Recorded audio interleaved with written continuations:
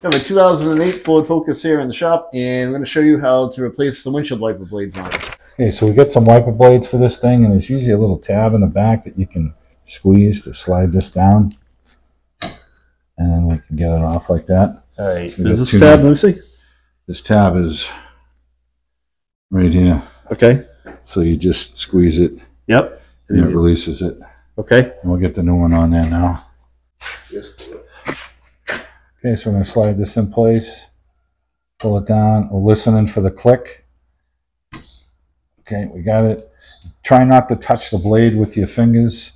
I got gloves on, so I could touch them, but if you have any oil on your fingers, it can leave a little residue on the wiper, and then it'll streak the blade. Check the other side. And the other side is the same procedure. All right, hold on a minute. We're going to squeeze this tab underneath. Push it down. You always want to match them up because this one's longer than the one that we have. So we don't know if it's going to work or not. So let's see. We'll slip it on and we'll see if it's going to clear. Oh, look at that, huh? He's going to have all that much more wiping. Now look at the spot. You can see where the old one left. Yeah.